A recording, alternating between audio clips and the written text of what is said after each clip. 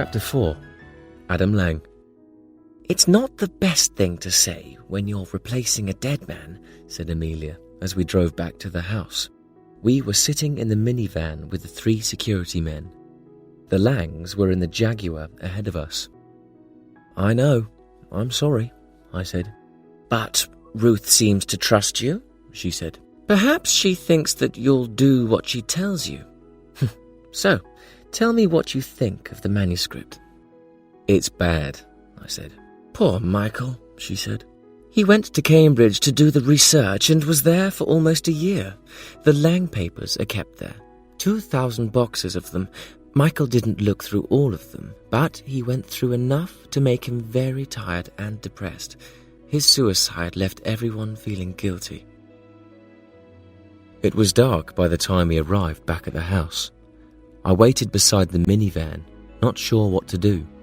Then Lang said, "Come on in and have a drink, man." I followed him into a room with white leather furniture, and we both sat down. "Call me Adam," he told me after we had talked for a while. "Now, how do we do this?" "Well, I ask you questions, and I turn your answers into a book," I said. "I usually do 50 or 60 hours of interviews." "But listen, man, we've already got a manuscript," he said. "Yes," I agreed, "but it's not publishable. It's just 16 chapters of research notes." "You heard about Michael?" asked Lang. "Yes," I said. "I'm sorry." "He was with me a long time," he said. I didn't know what to say, so we were silent for several moments. Then he said, "The sooner we can get this done, the better. Ruth wants to go back to London, but I can't leave here until this is finished, and she won't leave without me." "Well?" asked Amelia later when she walked with me to the front door. "It was all very friendly," I said. "He keeps calling me man." "He always does that when he can't remember someone's name," she said. Sometime later, one of the security men drove me back to the hotel. As I opened the door of my room, my mobile phone rang. It was Kate. "Did you see yesterday's papers?" she asked coldly. "Yes, of course," I snapped. "I'm going to ask him about it." "Yes, do," she said angrily. "Ask him why he illegally kidnaps British citizens in another country to be tortured by the CIA. Ask him what he plans to do about the wife and children of the man who died." "Wait a minute," I began. I've met someone." "A man," she said, interrupting. "He and I are—" "Good," I said quickly, and then I turned off the phone. I needed a drink. I went downstairs to the bar and asked for a beer. "You're English then?" said the only other person there, a man sitting in the corner. He must have heard me order my drink. "And so are you," I said. "Are you here on holiday?" he asked. "No, I'm working," I said. I didn't want to talk. "I've heard that Adam Lang is on the island," he told me. I looked at him. He was in his middle 50s, with grey hair. "Is he?" I said. "Yes," he answered. "Do you know where he's staying?" "No, I don't," I said. "Excuse me." I turned away to watch the television, and suddenly I heard him swear at me. Moments later, he walked out of the room. Chapter 5. Lang's Story. The next morning, Lang and Amelia were waiting for me in Reinhardt's study. "Hi, man," he said. "Are you ready to start?" I opened my shoulder bag and took out my mini recorder, my laptop computer, and 2 notebooks. "I've loaded Michael's manuscript onto a memory stick," Amelia said as she handed me a small black object. "You could copy it onto your own computer, but then you would have to leave the laptop here each night." "You've got my whole book on that," Lang said to her. "We could get 100 books on it, Adam," said Amelia, and then she left the room. "That's the worst thing about my life," he said to me. I don't know about things like this because everything's done for me." He shook his head sadly. "And I never go into a shop or carry any money." "That's exactly the sort of thing we need to put into your book," I said excitedly. "Let's tell people what it really feels like to be Prime Minister." Readers are interested in the little things about another person's life, not politics. I pushed record on my mini recorder and my work began. "You weren't interested in politics when you were growing up," I said. "Is that right?" "Yes, that's right," said Lang. "I liked films and the theatre, and I thought people who were interested in politics were strange." "So what changed? What made you become interested?" I asked. "After I left Cambridge, I lived in a cheap little flat in London and worked in a bank," said Lang. "One wet Sunday afternoon, someone knocked on my door. I was still in bed because I'd been out very late the night before. But at last I opened the door and this beautiful girl was standing there. She started talking about the local election and I pretended that I was interested. I invited her in and made her a cup of tea. And as quick as that, I was in love." "The girl was Ruth," I said. "Yes," he said, "and I knew that the best way to see her again was to go to the political meeting the next week and join the same political party." After that, we worked all morning. By the time we stopped for lunch, we had talked about his childhood and had reached the part of his life when he was 17 and was hoping to become an actor. Lang left to play tennis with one of the security men, and I went downstairs to the secretary's office where Lucy was typing. Earlier, I had asked her to be ready to type the interview up as we went along, and she was working from the first recordings. Amelia was looking over Lucy's shoulder as the words appeared on the computer screen. "I've never heard him talk about any of this before," she said as she read. I went through to the kitchen where there were some sandwiches waiting for me. After I'd eaten, I went outside and used my mobile phone to call Rick in New York. "We've had a good morning," I told him. Then I went back inside. It would be much easier to work on the book in my hotel room, I decided, and I'd had an idea. I went upstairs to the study and closed the door. I pushed Amelia's memory stick into my laptop, then connected my mobile phone to the computer. Next, I used my phone to connect to the internet and sent myself an email with Makara's manuscript attached to it. Just as I was finishing, I heard Amelia calling my name downstairs. I quickly went back into the sitting room and, after a minute, Amelia came in. "Where were you?" she asked. "I lost you." "Well, that's a big house," I said. She looked at me coldly. "It's not a good idea to go wandering around on your own. The security people don't like it." Amelia left the room, and at that moment, Lang appeared. His face was red, and he had a towel around his neck. "So, are you ready to get back to work?" I asked him. He looked angrily at me. "Work? You think what we're doing is work?" "Well, I certainly call it work," I said, sounding annoyed. After a moment he grinned. "All right, man, let's do it." We went back to the study and talked about his family. His father had died when he was 16, and his mother had then become seriously ill.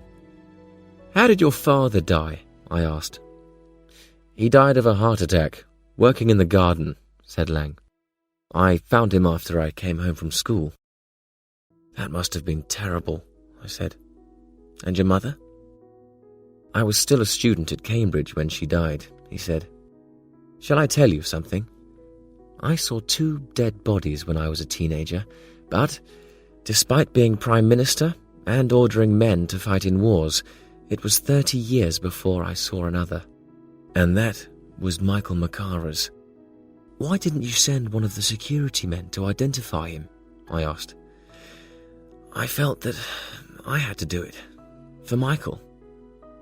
He paused, then said, "Let's talk about something different." "Okay, let's talk about Cambridge," I said. You went there to study, but you also enjoyed acting. I wasn't very good, he said, but I joined the Footlights, the theatre group. But you were very good, I said. People say that you could have become a professional actor. Perhaps, he said, but actors can't change things. Only politicians can do that. He smiled at the memory. I loved it.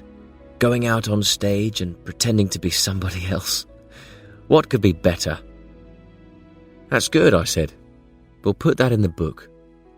No, he said angrily. The book is about a prime minister. All my political life, my critics have accused me of being an actor. The day I announced I was going to retire as prime minister, one of the newspaper headlines was, Adam Lang leaves the stage.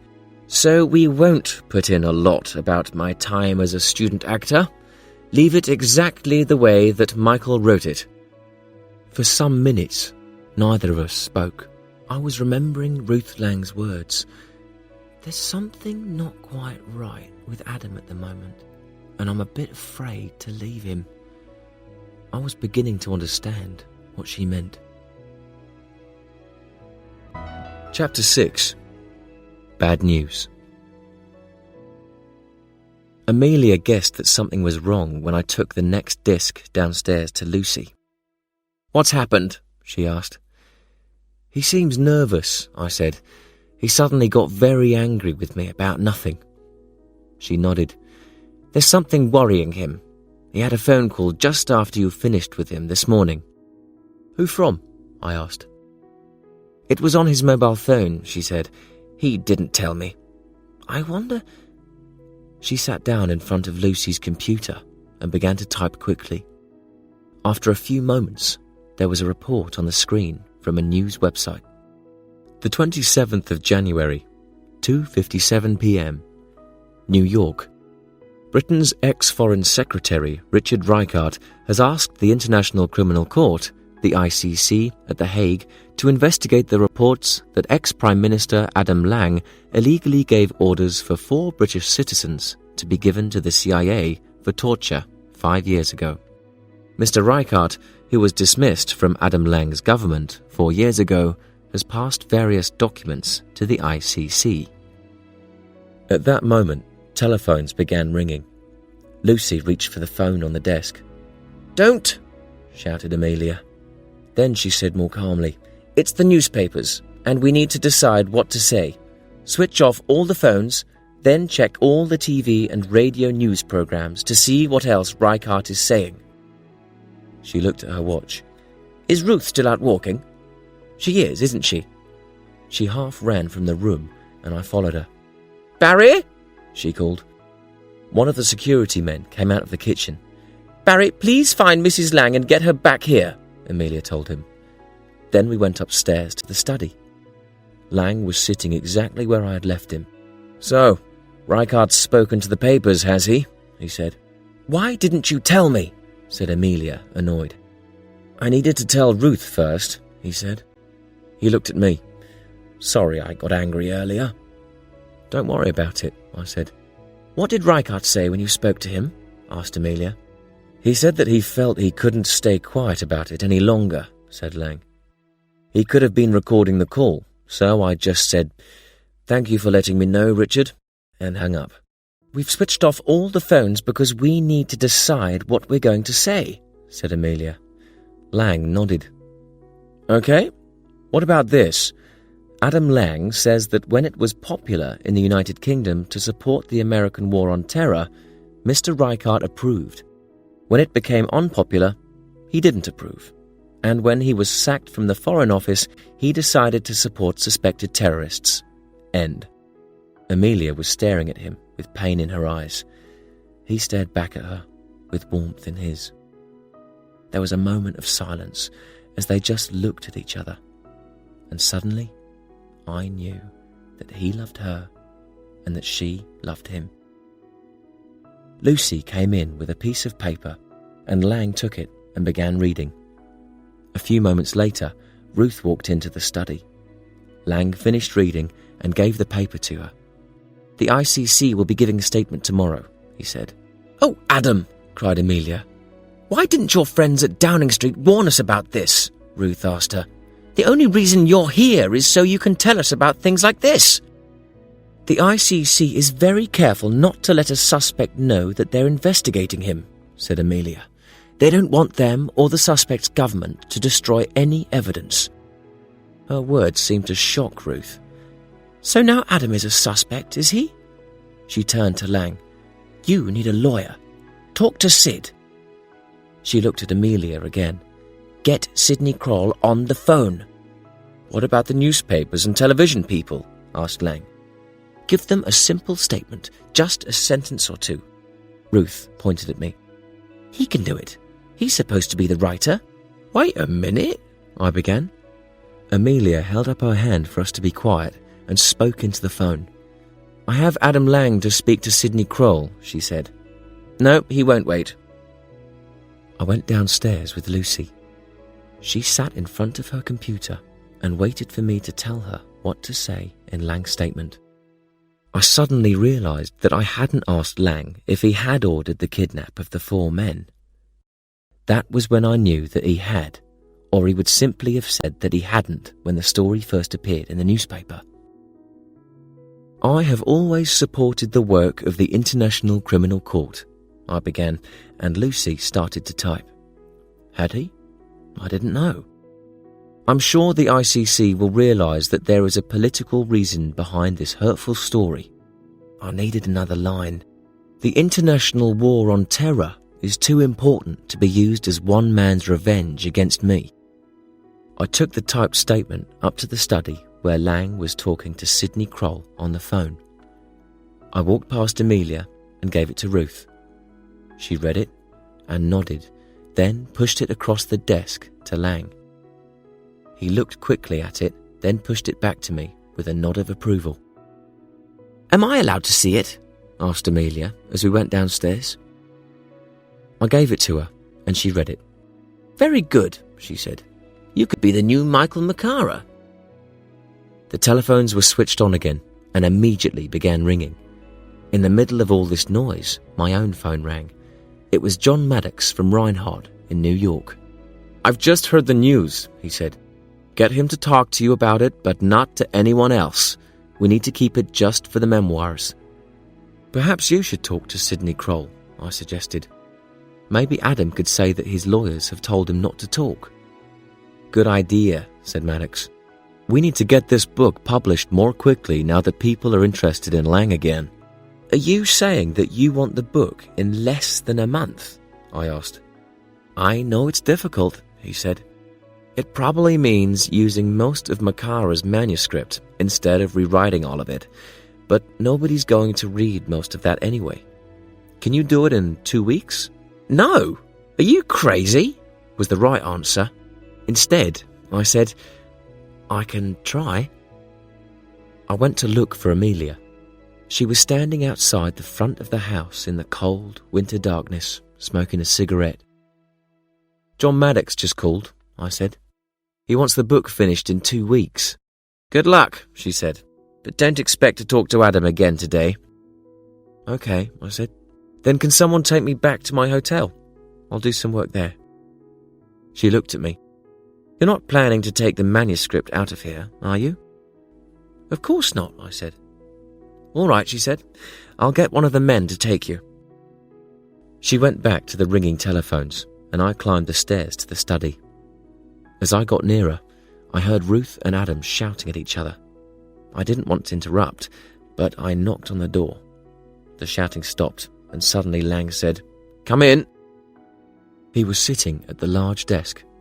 His wife was at the other end of the room. I pointed towards my laptop and notebook.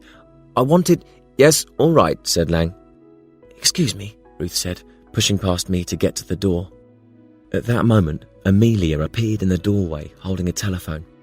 "Adam, it's the White House. The President of the United States wants to talk to you." She put her hand on my arm and gently pushed me towards the door. "Excuse us, please." It was nearly dark when I got back to the hotel. I went up to my room and took my laptop from my bag. I used the hotel phone to connect to the internet and check my emails. Something was wrong. There were various messages, but the email with the manuscript that I had sent myself that afternoon wasn't there. I stared at the screen in shock. Had the security people removed it?